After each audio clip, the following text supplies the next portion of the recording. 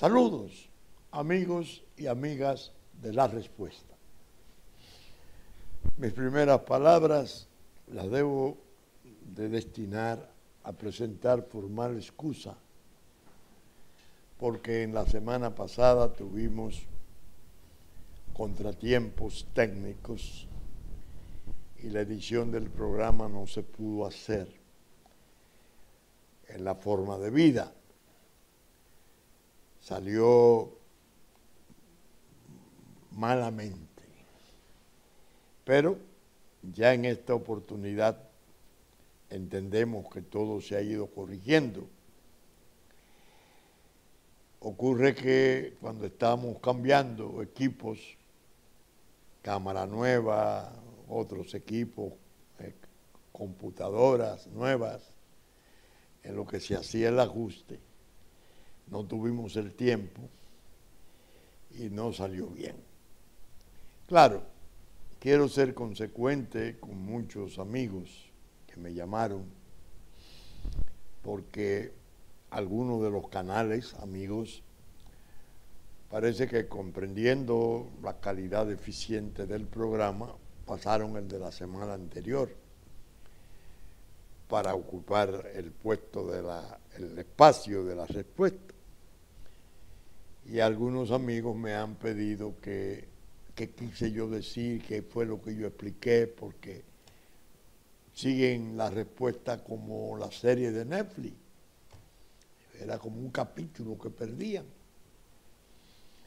En realidad fue un programa interesante y el de hoy no tiene que ser radicalmente diferente, porque los temas fundamentales siguen siendo los mismos. Básicamente yo sostenía que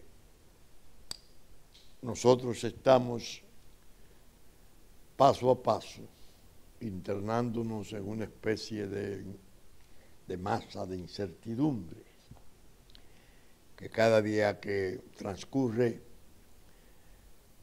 se van presentando en el horizonte nuevos sucesos, nuevas modalidades de los hechos, algunas agravantes, otras peligrosas, y el análisis sobre esos hechos se complica más.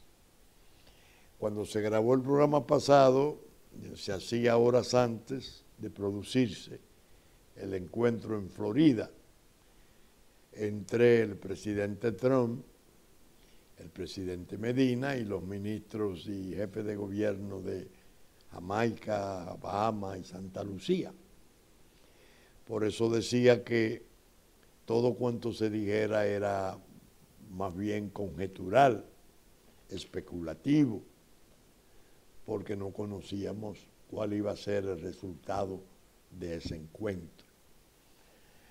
La idea era describir entonces los distintos estados de ánimo que yo percibía para la respuesta.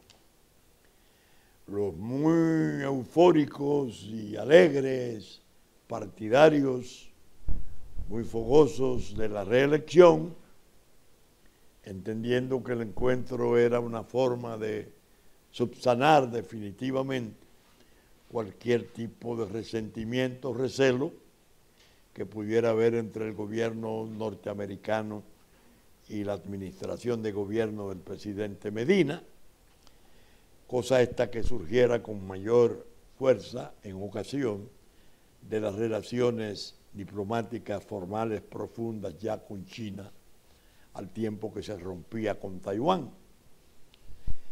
Esa era una vertiente. La otra era que los partidarios de la defensa de la Constitución, que sostienen que la Constitución no se puede tocar cuantas veces se presente el interés político de favorecer a tal o cual funcionario o persona, que en este caso el presidente Medina, que se sentía su alegría porque entendían que era una coyuntura la reunión de Florida, en la cual a este se le explicarían las razones de los norteamericanos para sentirse, si no enfadados, molestos con lo que había ocurrido. Algunos decían, les van a leer la cartilla. Y claro, sacaba una tercera vertiente que era la de la respuesta. En el sentido de decir, nosotros, desde hace algunos meses, a raíz de el establecimiento de relaciones con la China popular, dijimos que el asunto era serio, peligroso para los planes del gobierno del presidente Medina, porque si bien era cierto que las relaciones con China, que estaban en el orden comercial, se harían en algún día necesaria, indispensable, dada la realidad económica y de potencia, casi de superpotencia de China, se había hecho aquello en un momento inadecuado y en una forma impropia, y que eso le iba a traer dificultades. Pero decía además en la respuesta que había que atender al problema regional. Entonces me refería mucho a Brasil, Lula preso, Dilma destituida, a Perú, Kuczynski renunciante, Toledo procurado en extradición, Humala preso, Alan García por caer, Glass en Ecuador, los casos de Colombia, los casos de Venezuela, el caso incluso de Pemex en México. Y decía, el problema es regional. Lo único que hay que atender es que hay una guerra comercial importante, de espacios comerciales entre Estados Unidos y China. Y el asunto no es tan sencillo porque no es puro comercio. Se trata también de aspectos de geopolítica sensibles, delicados, donde puede haber incluso fermentos y trasfondos ideológicos. Porque a China toda esa política de rutas y franjas que está desarrollando a escala mundial, quien dirige todo eso es el Partido Comunista Chino. Y evidentemente su eficacia y su forma de dirigir esa expresión capitalista de la China ha resultado atractiva, especialmente como economía emergente, la compañía de Brasil, India, África del Sur, Rusia, todo eso complicado con un Estados Unidos gobernado por Donald Trump, que evidentemente constituye o ha constituido una especie de cambio rotundo de los hábitos de gobiernos anteriores. Y lo hemos visto. El caso es que regresó la comitiva dominicana y cuando este programa se está grabando, ya sabemos, porque tanto el presidente de la República como algunos comunicados de prensa del gobierno han revelado en qué consistió la reunión. De manera que ahora vamos a ajustar la respuesta a los resultados revelados por el gobierno de esa reunión y cuál ha sido el efecto de esas revelaciones en el ánimo público, al menos en las áreas que la respuesta ha podido captar. Muy especialmente ahora que se cuenta con la ventaja innegable de las redes, porque las redes son ultra rápidas y las reacciones del público casi son simultáneas con las informaciones de prensa.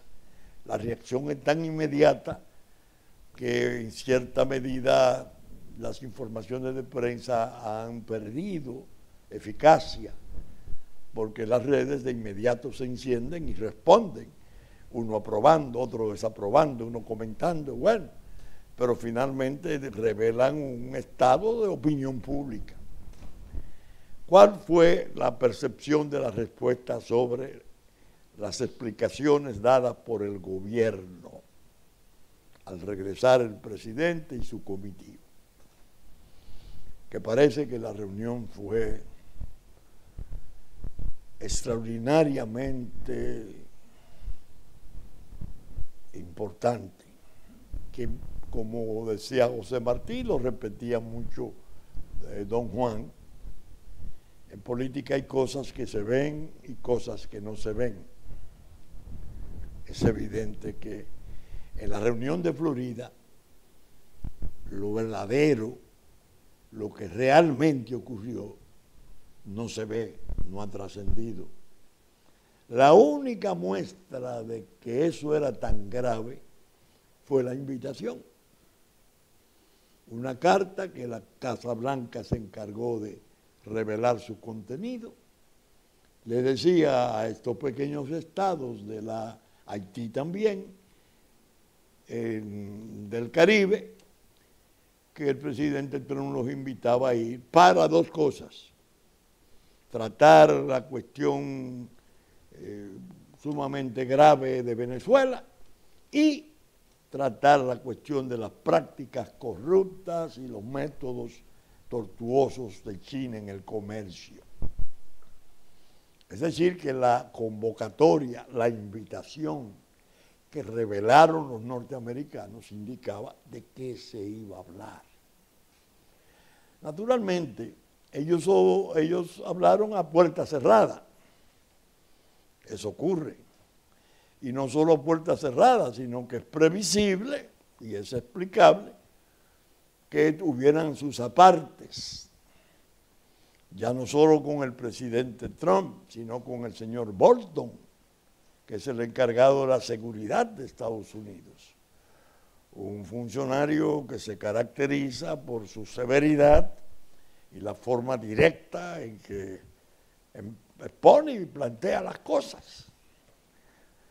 El señor Bolton ahí indicaba que lo de Venezuela, como lo propio de China, obedecía a cuestiones relativas a la seguridad nacional norteamericana.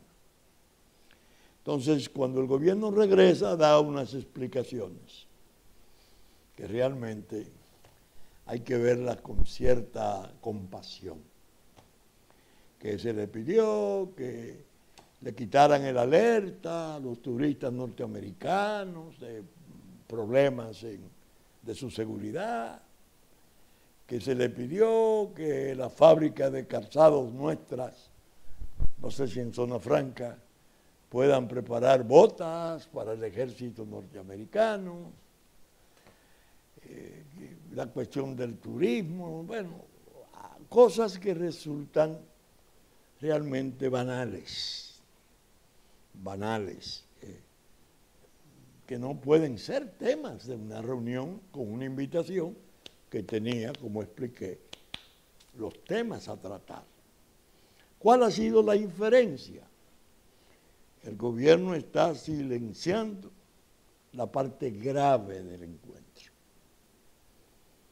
y trata de justificar su presencia y un regreso que algunos han entendido que en la interpretación de los rostros de quienes estuvieron no hay motivo para entender que fuera favorable, risueño, no, más bien adultos y de cierta preocupación. El propio presidente lució en la foto donde aparece el presidente Trump y su esposa, sonriente. La expresión del presidente era una expresión no de satisfacción ni de alegría, sino más bien de contrariedad, de preocupación. ¿Qué pudo pasar? Nosotros hemos dicho siempre en la respuesta, y ustedes son testigos de ello, que uno de los déficits de la sociedad nuestra, que quizás más daño nos produce, es la ausencia de sinceridad. La ausencia de sinceridad. la hipocresía nacional. Es de todos, no quiero decir de uno u otro sector. Históricamente ha sido una tara de la República. Sus hombres públicos, los hombres importantes de la gobernanza, el empresariado, de todo, no hay que atender a lo que dicen, sino a lo que piensan y no dicen, y a lo que hacen luego. El pueblo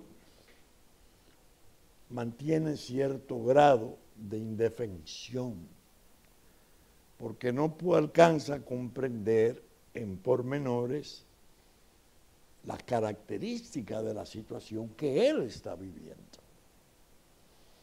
Siempre hay una explicación, siempre se le busca una vuelta, y bueno, pero eso no es correcto. Yo le decía a unos amigos, leyendo una biografía, y esto vale como digresión histórica, cuando el Mahatma Gandhi fue a Londres, a la conferencia de Londres, donde se iba a discutir por primera vez la posibilidad de India, la independencia de India. Cuando el Mahatma regresó, se convocó una asistencia de millones de personas en Bombay, porque todo parecía ser que traería de Londres la solución de la independencia de India. Y aquel ser humano excepcional, aquel hombre irrepetible, cuando llega, la expectación del público era formidable, todo el mundo tenía el entusiasmo. Era la comunicación de entonces, ¿no? Muy limitada, la radio, elemental, periódicos, no es lo de hoy. Aquel hombre llega y baja, y esa multitud inmensa, y lo primero que dice: vengo con las manos vacías. Ahí explicaba que su reunión había sido muy negativa, que los ingleses en esa primera conferencia de Londres se portaron con una intransigencia que demandaría luchas especiales para poder producirse ese fenómeno de la independencia de la India. Vengo con las manos vacías. Yo le decía a los amigos, esa es la diferencia que hay. Esa es una muestra, ¿no?, del liderazgo verdadero, del liderazgo sublime, el que fascina a los pueblos. Ese pueblo, millones, aquel hombre después lo puso a paralizarse, que no se movieran las hojas de los árboles, con un ayuno,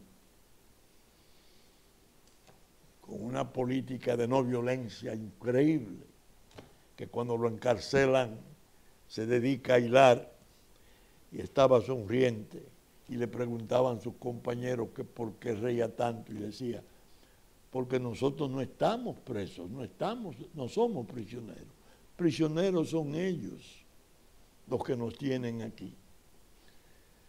Es decir, esos líderes son irrepetibles. No tienen comparación.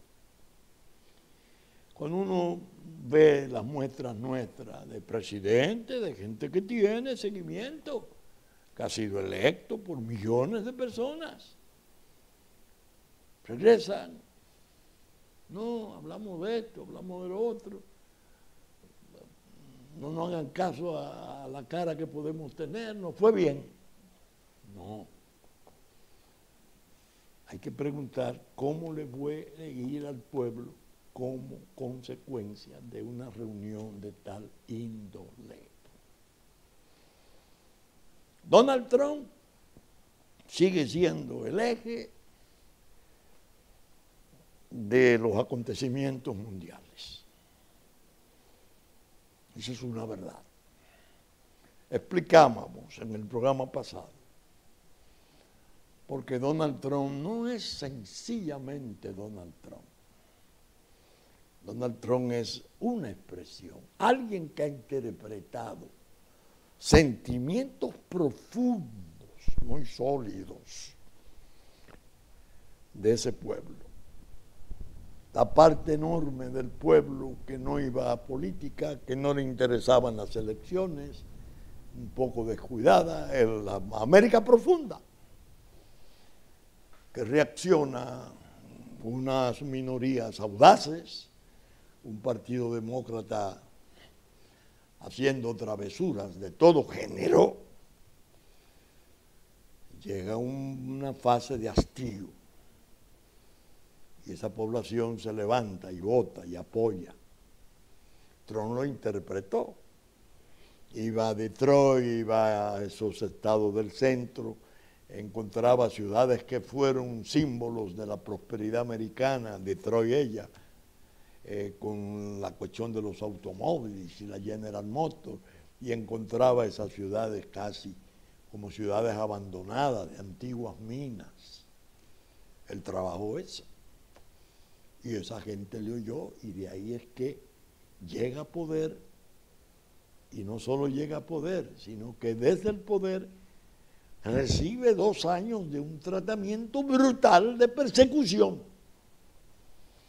Llegó en precario, con la seguridad de partes extensas del mundo, entendiendo que su paso sería breve por el poder, porque le estaban armando, o se le había armado, un expediente tan pesado de supuesta colusión con Rusia, que los rusos habían intervenido para apoyar su triunfo y derrotar a la señora Clinton, y eso estaba de paso. Algunos entendían que no llegaba a diciembre del año pasado, sin un impeachment, es decir, una acusación frente al Senado para destituirlo. Bueno, se han dado casos increíbles, funcionarios de mucho nivel del Departamento de Justicia, bajo posible acusación de haber intentado grabar conversaciones del presidente dentro de una combinación en que había niveles superiores del FBI en un expediente de falta de salud mental, de demencia, para destituirlo. Oiga, y ese parecer no fue solo en Estados Unidos, sino en gran parte del mundo, Europa mismo. Él fue, por ejemplo, a la reunión del G7, donde están todos los capitales del mundo, la gente de Davos, los dueños del mundo, capitanes de la globalización, y se hicieron cargo del mundo. Y cuando llega, lo primero que le pregunta, ¿y dónde está Rusia? Porque Rusia era parte de un G8.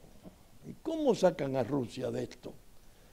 Reconociendo la inmensa potencia de Rusia en lo espacial, en lo nuclear, bueno, aunque con una economía no sobresaliente. Sin embargo, con todos los recursos del mundo. Y creo que casi un 10% del territorio del mundo, la nación más grande, territorialmente. Ese señor que se creyó pasajero y fugaz, precisamente ahora sale airoso, porque un fiscal especial que se designara, el señor Mueller, Robert Mueller, que fuera jefe de FBI, con 40 fiscales, y creo que alrededor de medio centenar de agentes del Departamento de Justicia, hicieron investigaciones de 20 meses, creo que costó 40 millones de dólares, y termina diciendo, no hay evidencia de colusión.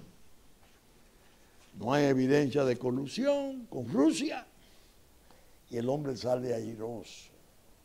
A todo esto, una economía fruto de la guerra con China y tratando de hacer regresar los capitales que estaban en la globalización animadísimos, con ir a los lugares donde pudieran producir con menores costos, la economía subiendo. Ahora se habla de la segura reelección del señor Trump. Es decir, el fenómeno Trump se hace más permanente. 2 años que le quedan y 4 que le faltarían en una reelección. Trump, con esa compañía de gente que piensa como él, que tienen agendas de vida diferentes en muchísimos aspectos, gobernando la nación más poderosa del mundo. El hombre que acaba de decir, Rusia tiene que salir de Venezuela, porque llegaron aviones rusos con un centenar de soldados especializados, misiles, equipos militares, en medio, y Maduro diciendo, el presidente Maduro, que había un atentado contra él, que era una forma de blindarse.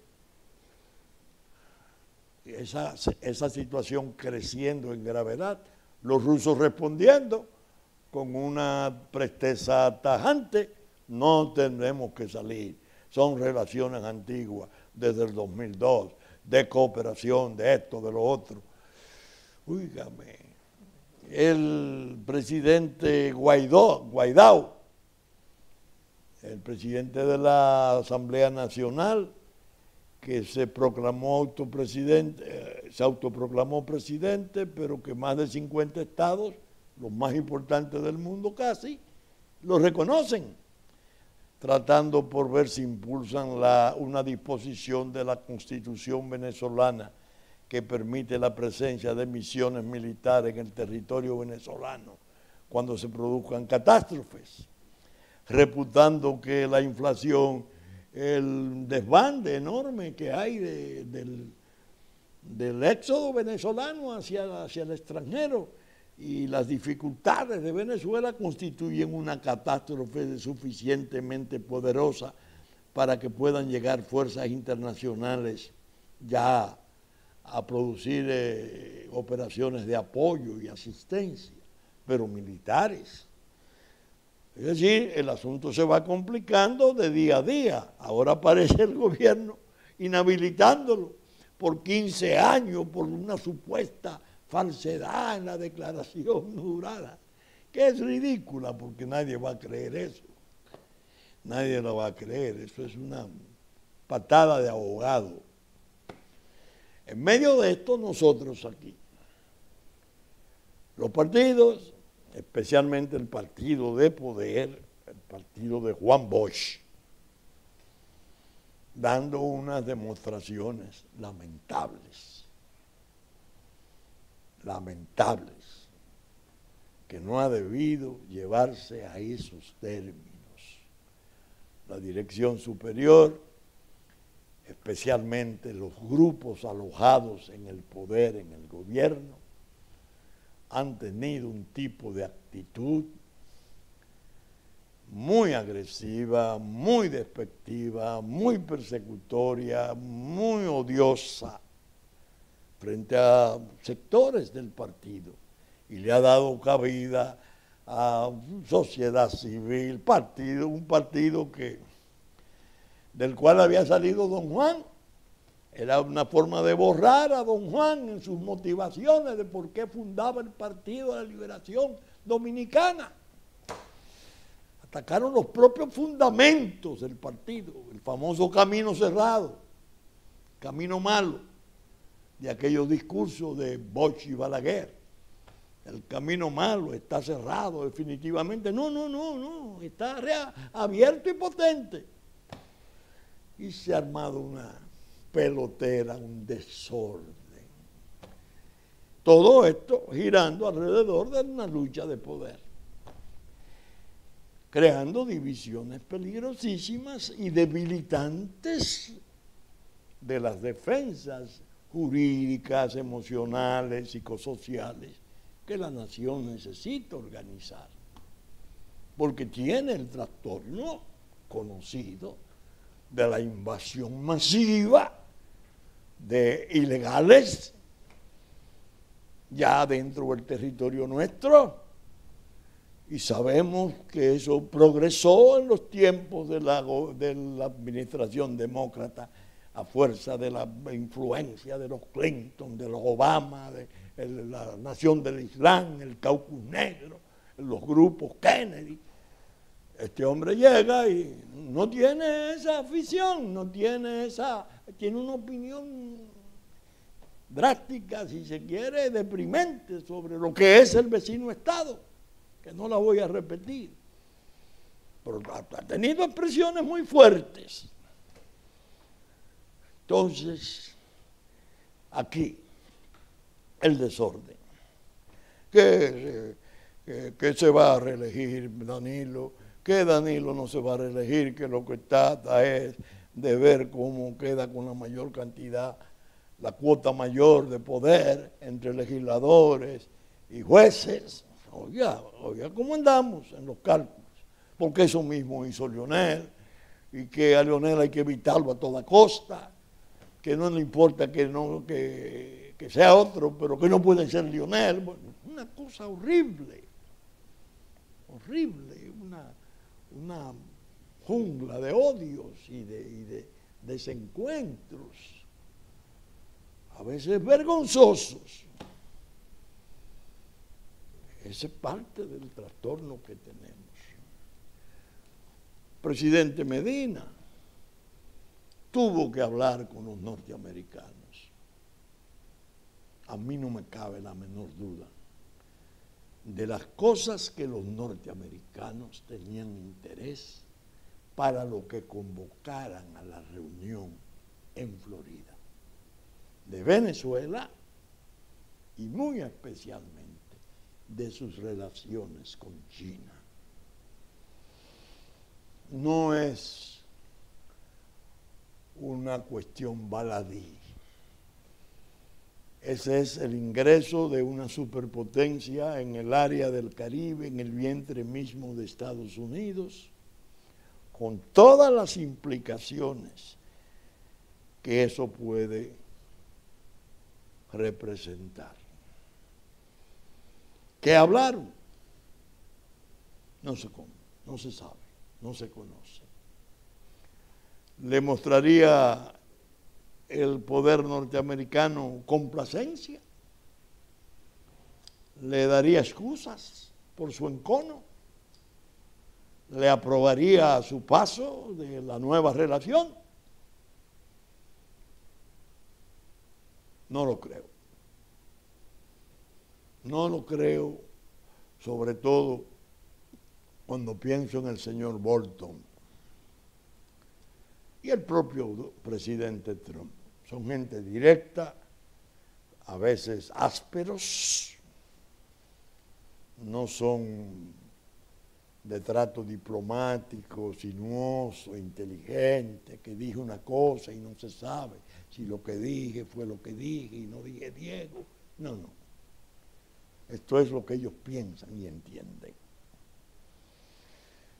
Pero el país no lo puede saber. No lo puede saber, porque el presidente habló de que, en una entrevista importante, de que él hablaría en marzo, pero ahora no se va a hablar en marzo, se va a hablar en julio. Y mientras tanto salen unos senadores por provincia a convocar, porque esa reelección tiene que ir, porque la Constitución no necesita. Bueno, se ha llegado al exceso que algunos entienden que no hay que modificarla.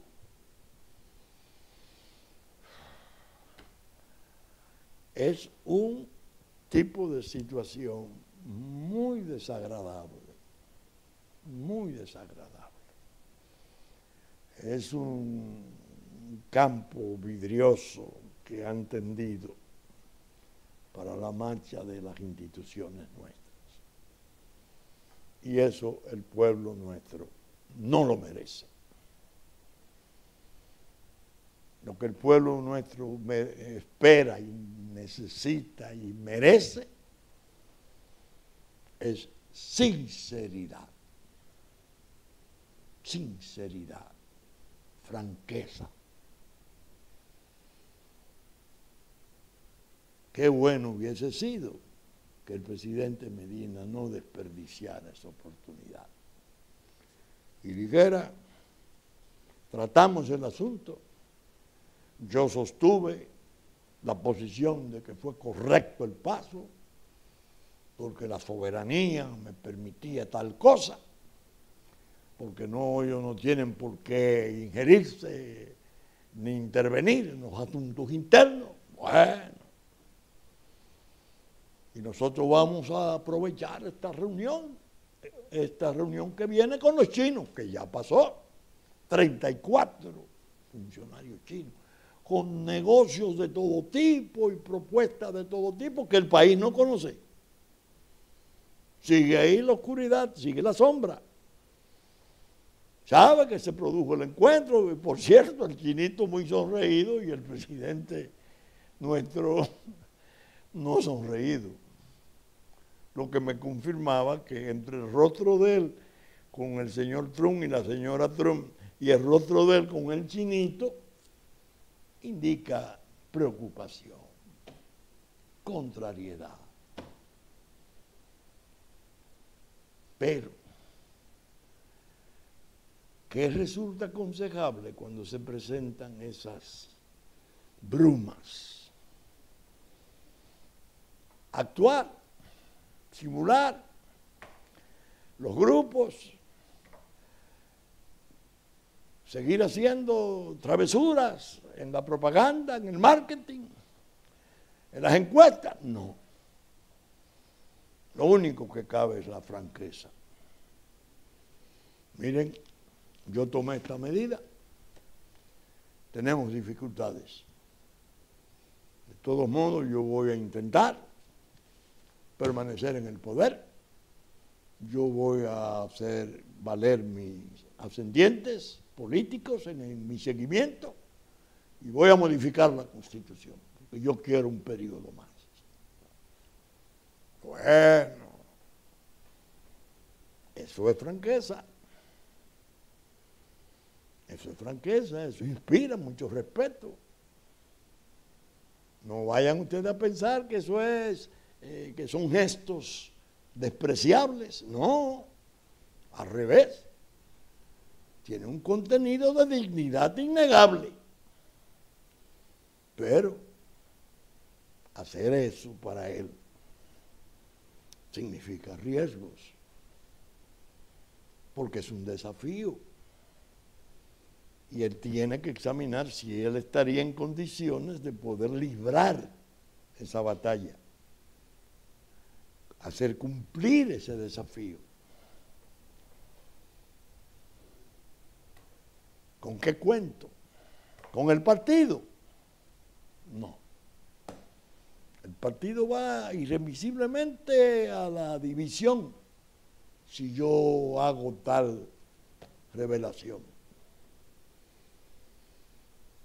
Porque el otro líder, 3 veces presidente, importantísimo, que ya tiene en nómina 2 millones de formularios firmados de seguimiento, es un enemigo jurado de la posibilidad de que se toque la Constitución. Ahí viene la división.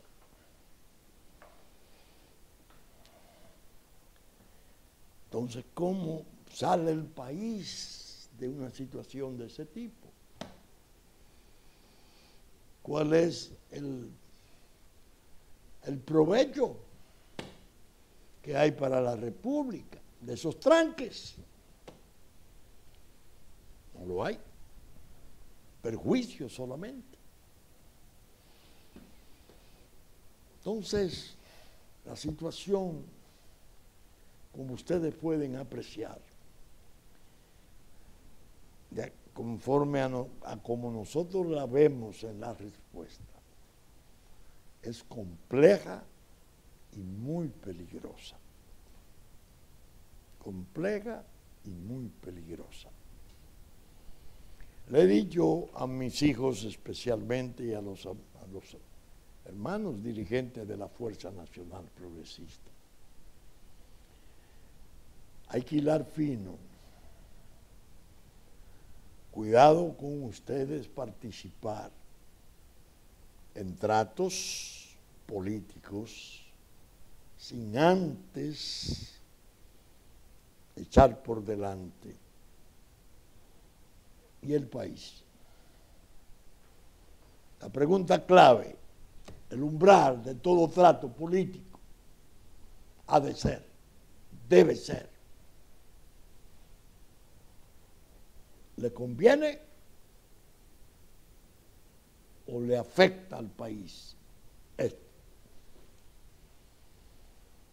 Solo se pueden dar pasos respetando la suerte del país, porque los partidos políticos tenemos representación y hay un interés de desacreditarlos, de hacerlos desaparecer. Hay grupos agresivísimos en las áreas de la economía y el empresariado que son muy aficionados al desprecio de la clase política. Y tienen lo que yo llamo muchas veces sus muñequitos o muñecos de porcelana para hacer travesuras institucionales en un momento dado. Entonces, ¿qué tiene la clase política que hacer? Recuperar el coraje, el idealismo. Un amigo muy cercano que viajaba conmigo al interior en estos días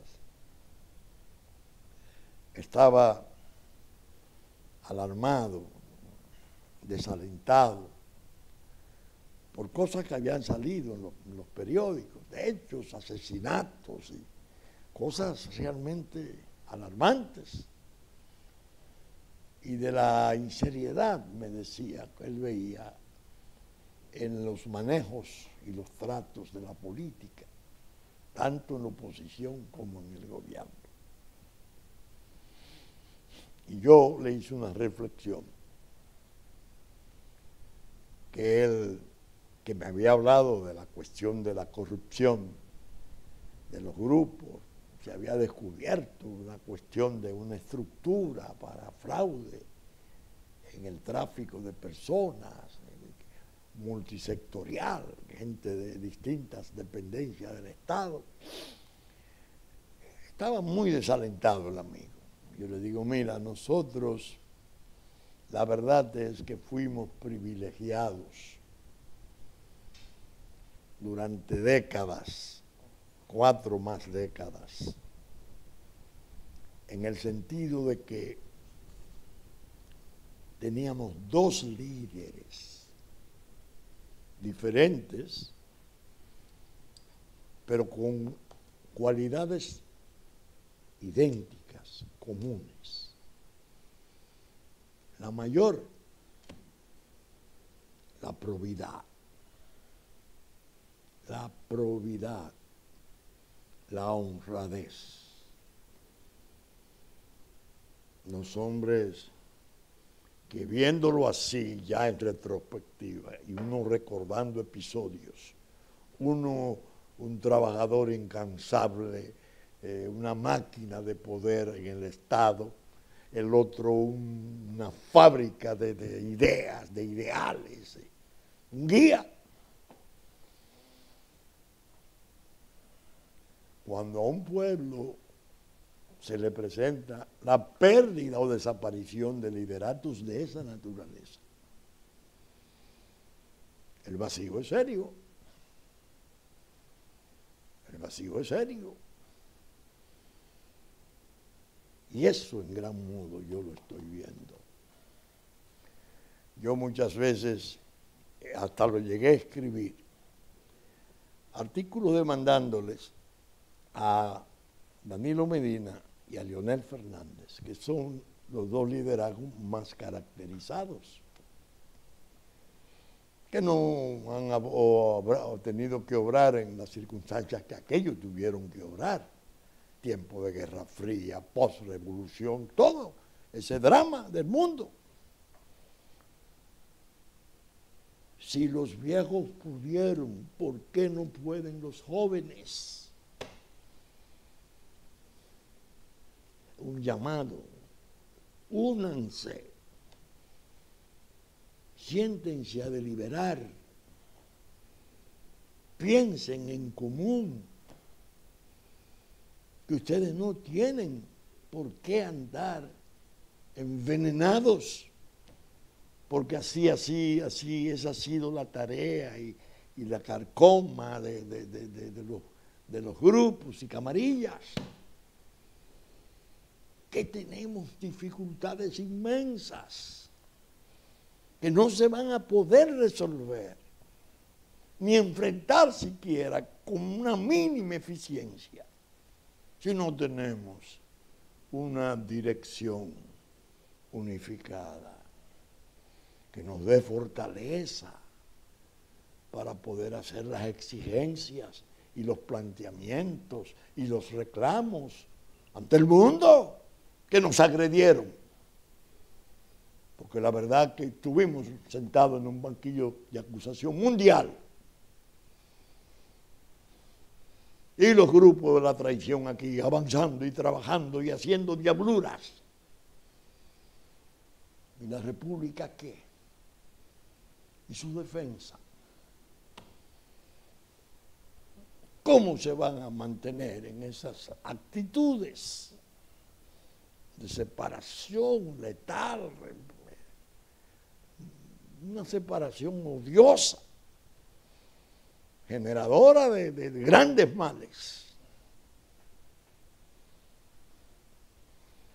Por eso yo siempre cito sobre el problema nuestro en la isla, el discurso de La Habana.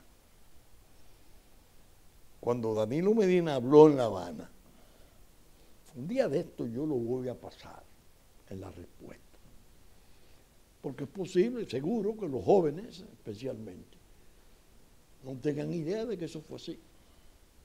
Lo que él dijo ahí, apoyando las instituciones nuestras, el fallo 168, la identidad nacional, la nobleza del pueblo, óigame, de antología.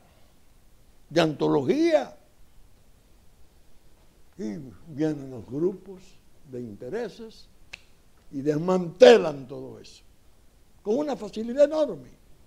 Y comienzan a trampear con leyes, la 179, y a hacer barbaridades y a generar falsa nacionalidad. Pero bueno, es loco que están. El tiempo, que es implacable, no cesa, no se detiene. Dicen los campesinos nuestros, su forma de medir el tiempo: no hay cosa más grande que un día detrás de otro. Pero qué gráfico resulta ese sentir. Nosotros estamos a prueba de cosas fuertes.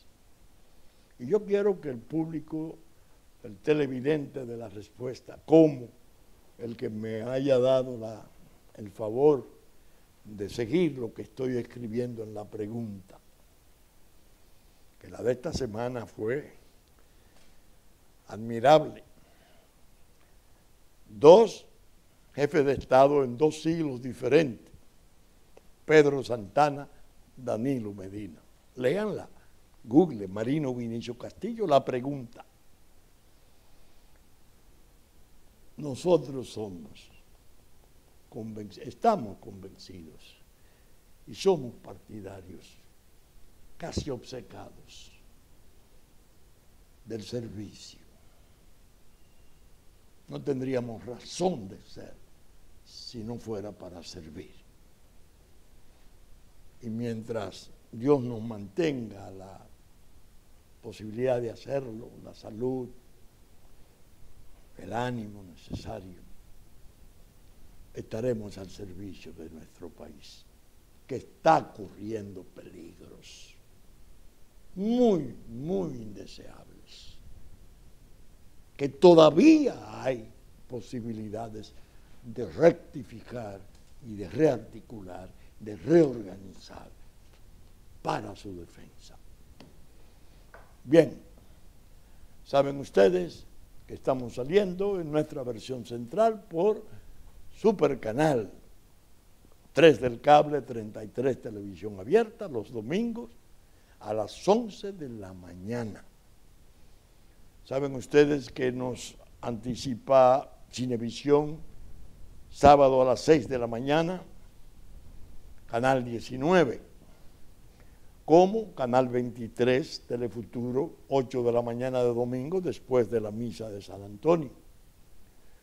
Telenor y Teleimpacto a las 12 del mediodía, Telenor de San Francisco de Macorís, Teleimpacto a las 9 de la noche, Telenor nuevamente a las 6 de la tarde, Teleimpacto a las 9 de la mañana de lunes, TDI, Canal 51, 7 de la noche de domingo. Que la radiodifusión está a cargo de Radio Real de la Vega en nuestra versión central de domingo a las 11. Como de Hit 92, domingo en la mañana para el sur de la República. Que los diarios digitales, Diario Horizonte, Diario Digital Dominicano, reproducen nuestros contenidos en los tiempos pertinentes, así como los canales de Constanza,